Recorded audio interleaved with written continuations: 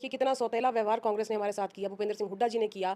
हमारी सड़कें कलानौर से पीछे ही रुक जाती थी। 70 साल की चीजें बिगड़ी हुई हैं, उनको ठीक करने के लिए 9 साल तो बहुत कम है। तो फिर 70 साल को ठीक करने के लिए 70 साल चाहिए। नहीं, चौधरी जी यहाँ पे हैं, आप देखो कितना उन्होंने भिवानी को संभाला। स्ट्रॉन्ग कैंडिडेट होंगे तो टिकट भी लाएंगे। कि पंजाबी समाज को लॉलीपॉप दे दिया ये। हम काम करेंगे तो हम डेफिनेटली आगे भी जाएंगे। नमस्कार, मैं हूं आपका दोस्त विनोद शर्मा और फिलहाल हम आज आपको एक ऐसी हरियाणा की सुंदरी महिला से मिलवाने वाले हैं जो कि भिवानी की जिला अध्यक्ष बनी है। ताजा ताजा महिला जिला अध्यक्ष, जो एक बड़ा अभी संगठन की तरफ से सूचियां आई हैं और सूचनाएं आई हैं, उससे हम फिलहाल आज प्रिया सिजा के पास बैठे हैं। और पंजाबी समाज की भी मैं कहीं ना कहीं कहूँगा कि सत्ताधारी पार्टी है, सत्ताधारी पार्टी की जिला अध्यक्ष बनना बड़ी बात है। तो भिवानी में पंजाबी समाज को ये बीजेपी ने लॉलीपॉप दे दिया या बड़ा पद दे दिया, फिलहाल वो भी बात करूँगा क्योंकि बड़ा पद है कहीं ना कहीं और बीजेपी समाज का बड़ा चेहरा बन चुके हैं, चुनाव से ही चर्चाओं में थी। तो प्रिया जी, फील कैसा कर रही हैं? डेफिनेटली बहुत अच्छा फील कर रही हूँ, नया जो पद मिला है बहुत अच्छा फील कर रही हूँ। और उसके लिए मैं सबसे पहले हमारे प्रदेश के अध्यक्ष श्री ओम प्रकाश धनखड़ जी का और हमारी महिला मोर्चा की प्रदेश अध्यक्ष श्रीमती सुनीता दांगी जी का और हमारे जिला अध्यक्ष श्री शंकर दुपड़ जी का, साथ साथ सभी स्थानीय नेताओं का और शीर्ष नेतृत्व का धन्यवाद भी करना चाहूँगी। और साथ ही उन सभी का धन्यवाद भी करना चाहूँगी जिन लोगों ने मुझे 2 सालों में इतना सपोर्ट किया है, सभी कार्यकर्ताओं ने मुझे सपोर्ट किया है, उन्हीं की वजह से आज मैं यहाँ हूँ। अच्छा, बीजेपी ज्वाइन कर ली नहीं की, चुनाव से पहले ये चर्चाएं थी, फिर अचानक से एक कार्ड निकाल के दिखा दिया आपने। वो कार्ड घूमता घूमता कहाँ तक लेके जाएगा प्रिया सिजा को? और ख़ास तौर पर पंजाबी समाज में चर्चाएं फिर दोबारा से शुरू हो गई। पहले ये थी कि ये प्रधान बन जाएगी, अब ये हो गया कि जिला अध्यक्ष बन गई। पंजाबी समाज भिवानी में एक बड़ा तबका है, अच्छे खासे वोट हैं इनके, और यहाँ से बहुत सारी बातें होती हैं। बहुत सारे चुनाव के दौरान लोग भी आगे आते हैं कि हमें भी विधायक बनना है या विधायिका बनना है। तो फिलहाल पंजाबी समाज में भी चर्चाएं काफ़ी ज़्यादा हैं। शर्मा जी, आपने कई सवाल पूछ लिए। पहला जवाब देना चाहूँगी कि बीजेपी ज्वाइन की, मैंने बहुत साल हो गए मुझे भी बीजेपी ज्वाइन किए हुए। बस कुछ रीज़न्स ऐसे थे कि मैं ओपनली एक्टिव नहीं हो सकती थी। और अब जब मैदान में आए हैं तो खुल के आए हैं और खुल के संगठन के लिए और पार्टी के लिए काम भी करेंगे।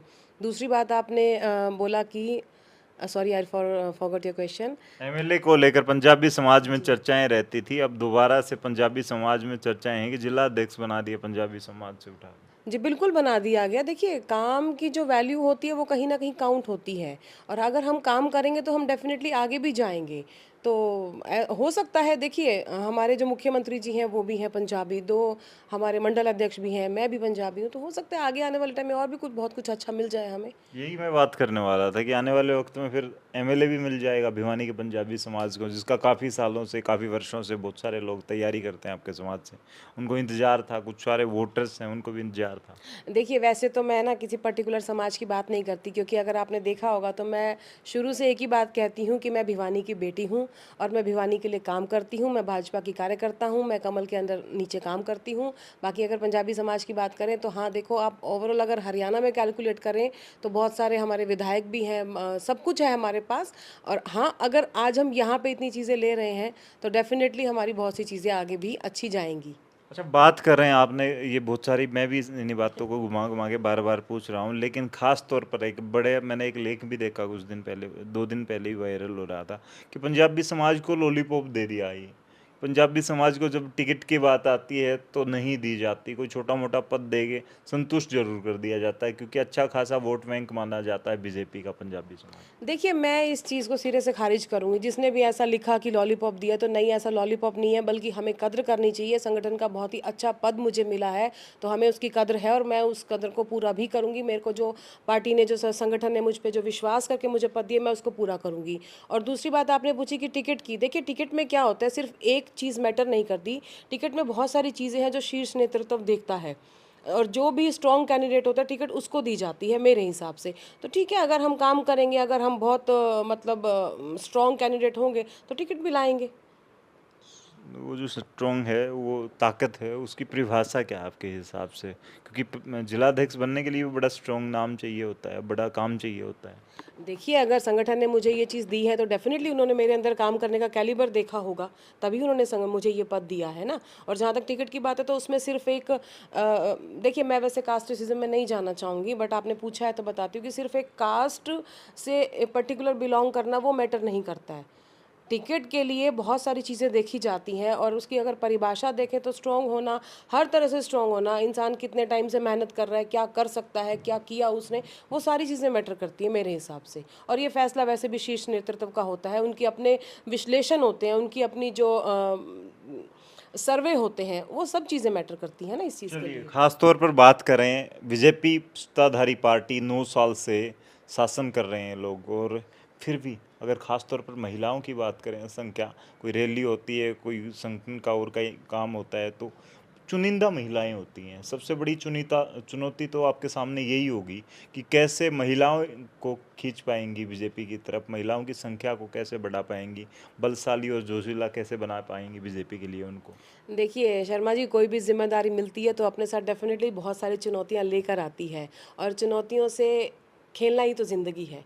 तो डेफिनेटली इन चुनौतियों को भी पूरा करेंगे, और आने वाले समय में जो मुझे संगठन ने जो विश्वास मेरे ऊपर जताया है संगठन की मजबूती को लेकर, मैं दिलो जान से अपने काम करूँगी। खास तौर पर 2 दिन बाद बीजेपी के गढ़ कह सकते हैं, 3 बार यहाँ से विधायक बने हैं घनश्याम सराफ, वहाँ पर कांग्रेस अपनी रैली करने जा रही है, बढ़िया प्रदर्शन करने जा रही है, ताकत दिखाने जा रही है।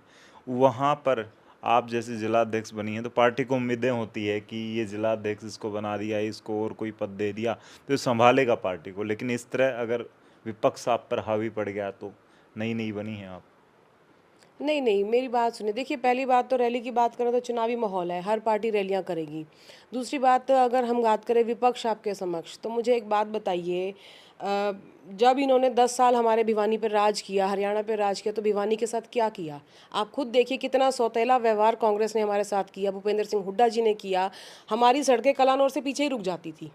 आप देखिए कि कलानौर रोहतक उनका गढ़ था, तो रोहतक का डेवलपमेंट देखिए और हमारे भिवानी का देखिए, तो फ़र्क तो उन्होंने किया, भेदभाव तो उन्होंने किया। वो लोग तो सिर्फ अपने घर की राजनीति कर रहे हैं, दीपेंद्र हुड्डा की राजनीति, भूपेंद्र सिंह हुड्डा जी की राजनीति। और वहीं अगर हम देखें हमारा गढ़ जो आप कह रहे हो, किरण चौधरी जी यहाँ पे हैं, आप देखो कितना उन्होंने भिवानी को संभाला। तो जब 10 साल उन्होंने राज किया तब उन्होंने नहीं संभाला, तो वो आगे क्या संभालेंगे? और ये तो जनता समझदार है, जनता ने क्या फैसला करना है वो जनता बहुत समझदार है कि उन्होंने क्या करना है। आप 10 साल की बात किरण चौधरी की कर रहे हैं, आपके भी 15 साल से विधायक हैं घनश्याम सराफ जी, भिवानी के हालात से आप भी वाकिफ़ हैं, और पिछली जो नगर परिषद का इलेक्शन था उस दौरान आप भी इस भिवानी को चमकाने के लिए, उसी भिवानी को जो कि बदहाल भिवानी है, उसको बदसूरत भिवानी है, उसको खूबसूरत बनाने के दावे करती थी। अब बीजेपी में आ गई हैं तो बीजेपी के कामों को थोड़ा सा संतुष्टि की तरफ से देखती हैं, नहीं तो हालात तो भिवानी के बीजेपी ने भी सुधारे। नहीं, ऐसा कुछ नहीं है, आप ये नहीं कह सकते। आप एक चीज़ देखिए ना, जो पिछला इतने टाइम से जो चीज़ें गलत चल रही थी, हमारे यहाँ प्रॉब्लम है क्या? शहर की सफाई है, उसके लिए देखिए नगर परिषद कहीं ना कहीं काम कर रही है। अभी वो नए नए चेयरमैन बने हैं, वो आए हैं, चीज़ों को समझेंगे तो डेफिनेटली काम करेंगे। और जहाँ तक विधायक जी की बात है, तो ऐसा नहीं है कि वो काम नहीं करते, काम चल रहे हैं। हमारे शहर के साथ कोई भेदभाव नहीं हो रहा, हमारी सरकार बजट भी दे रही है, काम भी हो रहे हैं। एक प्रॉब्लम ये आ सकती है कि बारिश में पानी भर जाता है, लेकिन अगर उस पर भी मैं देखूं तो आप एक पुराने टाइम में जाके देखिए, हमारी जो ये जो लाइंस हैं सीवरेज की, कितने साल पुरानी है। तो 40-40 साल तो आई थिंक पुरानी लाइंस ये हैं, तो उनको ठीक करने में थोड़ा टाइम तो लगेगा ना उन चीज़ों को। तो ये नौ नौ नहीं कह साल सकते। नो सर, एक बात बताइए, 9 साल तो बहुत कम है। जो 70 साल की चीज़ें बिगड़ी हुई हैं उनको ठीक करने के लिए 9 साल तो बहुत कम है। तो फिर 70 साल को ठीक करने के लिए 70 साल चाहिए। नहीं, 70 साल नहीं चाहिए। क्यों 70 साल क्यों चाहिए? इसमें मैं अगर आपको एक ओवरऑल बात करते हैं, आप 70 साल में कितनी चीज़ें थी? हमारी सरकार जब से आई है, 9 साल हमारे प्रधानमंत्री जी के कार्यकाल को हुए हैं, इतनी बड़ी बड़ी चीज़ें उन्होंने की। आप 3 तलाक वाला मामला देखो, श्री राम मंदिर का देखो, धारा 370 का देखो, क्या नहीं किया? इतने बड़े बड़े मुद्दे अगर 9 साल में सॉल्व हुए हैं तो आगे भविष्य बहुत बढ़िया है, फ्यूचर बहुत ब्राइट है। बनेगी दोबारा से बीजेपी की सरकार। बिल्कुल बनेगी सर जी, लोकसभा में पूरी सीटें आएंगी और विधानसभा में भी अपनी तरफ से पूरा जोर लगाएंगे, विधानसभा भी जिता के दिखाएंगे। तो प्रिया सिजा का भी फ्यूचर ब्राइट है कि आने वाले 2024 में कहीं ना कहीं अब जिलाध्यक्ष के साथ साथ टिकट भी ले आई हूँ, क्योंकि भिवानी के एमएलए साहब पहले कहा करते कि टिकट मेरी जेब में है, तो ये टिकट आपकी जेब में ना आ गई हो, कहीं ना कहीं आते टाइम अध्यक्ष जी ने डाल दी हो कि आपके ये भी ले जाओ भाई, 24 में चुनाव लड़ लियो। देखिए टिकट किसकी जेब में है नहीं, ये मैं नहीं कहूँगी, और मैं ऐसा कोई झूठी बात नहीं कहूँगी टिकट मेरी जेब में है। बाकी हाँ, मुझे आज जो अपॉर्चुनिटी मिली है तो मेरा फ्यूचर तो ब्राइट है, डेफिनेटली ब्राइट है। बहुत अच्छा मुझे हमारे जो प्रदेश के अध्यक्ष श्री ओम प्रकाश धनखड़ जी ने और हमारी मोर्चा की अध्यक्षा सुनीता दांगी जी ने जो इतनी अच्छी जिम्मेदारी मुझे दी है, तो डेफिनेटली मैं उनके विश्वास पर पूरा उतरने की पूरी कोशिश करूँगी। अच्छा, खास तौर पर एक बात करें, जैसे जैसे आप चुनाव से पहले हम आपसे चर्चाएं करते थे, भिवानी में शहर में जो कमियां थी उनको लेकर आप बातें किया करती थी, उन कमियों को अब भी पार्टी के साथ जुड़ गई हैं, एक बड़ा पद मिल गया तब भी उठाएंगी या फिर अब यूं है चुपचाप बैठ जाएंगी पार्टी के प्रोटोकॉल को मानते हुए? नहीं नहीं, देखिए कमियां तो हर जगह कुछ ना कुछ रहती हैं, 100% परफेक्ट तो कोई भी नहीं होता ना। जो छोटी छोटी चीज़ें हैं वो हम आज भी डिस्कस करते हैं, हम विधायक जी के साथ बैठते हैं, चेयरमैन के साथ बैठते हैं, वो हम आज भी डिस्कस करते हैं। सबकी राय मशवरे से जो चीज़ ठीक होती है वो आज भी लागू होती हैं, तो आगे भी चलेंगी वो चीज़ें, तो उनको सुधारा भी जाता है, ऐसी बात नहीं है, सब चीज़ें होती हैं। तो फिलहाल यहाँ पर चुनौती इस तरह से देखती हैं, भिवानी में 3 विधायक बीजेपी के, चौथा विधायक अगर ज़िले की बात करें कांग्रेस का, लेकिन असर अब अगर पड़ता हुआ आपको नज़र आता है तो कांग्रेस मजबूत होती दिखाई दे रही है, किसको चुनौती मान के देखती हैं? क्योंकि जिलाध्यक्ष हैं तो महिलाओं के वोट तो डाइवर्ट करने बीजेपी की तरफ या फिर जेजेपी के थे या कांग्रेस के थे, उनको आपका जिम्मा बनेगा। बिल्कुल जिम्मा बनेगा, और मैं कांग्रेस को ज़्यादा मजबूत नहीं मानती हूँ। मैंने अभी आपको बोला ना कि जब कांग्रेस का कार्यकाल था तब उन्होंने भिवानी से कितना भेदभाव किया, सब लोग जानते हैं। आज वो विपक्ष आपके समक्ष लेकर आ रहे हैं, तब वो लोग कहाँ थे? जब भिवानी की जनता रो रही थी, जब भिवानी की जनता को विकास चाहिए था, तब वो लोग कहाँ थे? डर तो उनके मन में है, तभी वो रैलियां करते हुए हमारे घरों में घुस रहे हैं। डर तो उनके मन में है ना कि बीजेपी दोबारा सरकार ना बना जाए, और डेफिनेटली भारतीय जनता पार्टी की सरकार ही दोबारा आएगी, और हम उसके लिए पूरा कोशिश करेंगे। अच्छा, मैं शुरू में जैसे मैंने शुरू की तो भूमिका के दौरान मैंने कहा कि हरियाणा की सुंदर महिला, तो 2018 में शायद आपको सुंदर महिला का खिताब मिला था, एक अवार्ड मिला था। उसके बाद जैसे हरियाणा में एक बड़ी स्टार थी, टिकटॉक स्टार थी सोनाली फोगाट, उनको भी स्टार डम के नाम से जाना जाता था, फिर उनको टिकट दे दी गई थी।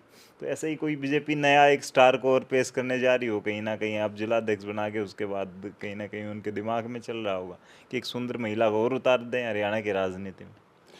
देखिए, ये तो शीर्ष नेतृत्व को पता होगा, कि ये तो आप उनसे ही सवाल पूछे तो ज़्यादा बढ़िया रहेगा।